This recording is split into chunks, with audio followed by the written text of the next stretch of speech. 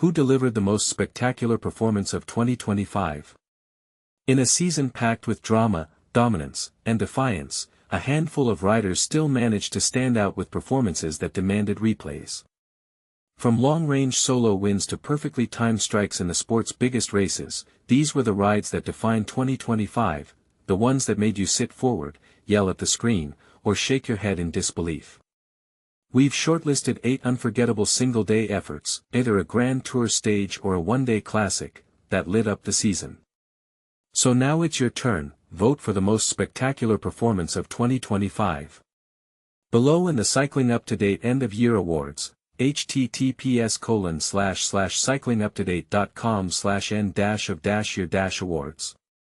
Simon Yates, Giro d'Italia Stage 20, Col del Finestre.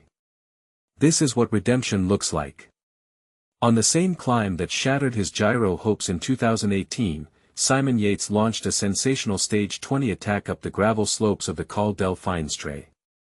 Down on GC and with everything to play for, he dropped Isaac Del Toro and Richard Carapaz with 40 kilometers still to race, then linked up with Wout van Aert in the valley to extend his lead. By the finish in Sestriere, Yates had snatched the Maglia Rosa and broken the race wide open. It was a dramatic, defiant ride, the kind that wins Grand Tours and settles old scores. Tadej Pogacar, World Championships Road Race, Kigali, Rwanda. A world title defense for the ages. On a hilly circuit in Kigali, Pogacar attacked with over 100 kilometers to go and rode clear on his own with 66 kilometers remaining. He never looked back. Not Evenepoel, Ayuso or Del Toro could bring him back. Riding solo for more than 2 hours, Pogacar crossed the line over a minute clear of the chasers, rainbow bands retained, cycling world stunned. It was a long-range masterpiece, and arguably the most complete one-day ride of his already ridiculous career. Mathieu van der Poel, Milano-San Remo. When you outfox both Tadej Pogacar and Filippo Ganna on the Via Roma, you're doing something special.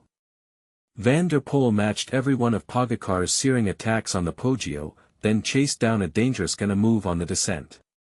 With all three still together in the final kilometer, Van der Poel hit from distance, a 300-meter sprint that neither rival could answer.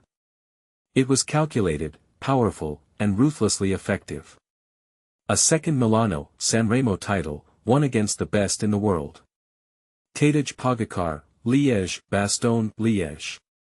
His third win in La Doyenne, but arguably the most brutal. Wearing the rainbow jersey, Pogacar attacked on the Côte de la Redoute with 35 kilometers to go and simply vanished. No one could follow. By the time he reached Liège solo, he had over a minute on the chasers. This was Liège on lockdown, power, poise, and rainbow-backed dominance. If his world's win was long-range grit, this was pure demolition.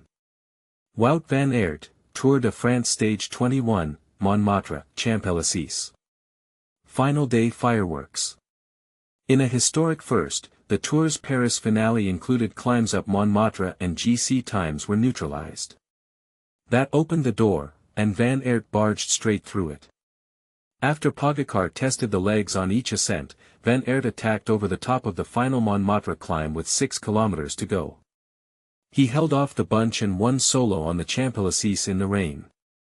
A stage usually reserved for the sprinters turned into a showpiece for the Belgian all-rounder, and his 10th career Tour win may have been his most spectacular. Jonas Vingegaard, Vuelta a España Stage 20, Bola del Mundo. A champion's statement. On the Queen stage of the Vuelta, Vingegaard put the race to bed with a devastating final climb up the Bola del Mundo. When João Almeida tried to test him, the Dane didn't just follow, he countered hard and soloed to the summit finish. It was his third stage win of the race, sealing the red jersey with 1 day to spare. In the year's most grueling Grand Tour finale, Vingegaard stood tallest. Tadej Pogacar, European Championships Road Race. Another band, another brutal win. In a rain-soaked finale on French roads, Pogacar lit up the European Championships, going clear solo from distance again. Despite the best efforts of the chasers, including Remco Evenepoel and Paul Seixas, He stayed away to win his first European title. It completed an outrageous double, rainbow jersey and European jersey, a week apart and half the world apart. Mathieu van der Poel, Paris-Roubaix. A monument showdown for the ages. Van der Poel and Pogacar locked horns on the cobbles of northern France, trading punches all the way to the Roubaix velodrome. Pogacar attacked hard in the 5-star sectors, but Van der Poel never cracked. Then, on the infamous Carrefour de l'Arbre, Van der Poel made his move, a searing acceleration that finally broke the world champion. He soloed to the velodrome and his second Roubaix title. A heavyweight clash, settled by raw force. If Milano-San Remo was surgical, this was savage. Time to decide, which ride left you speechless.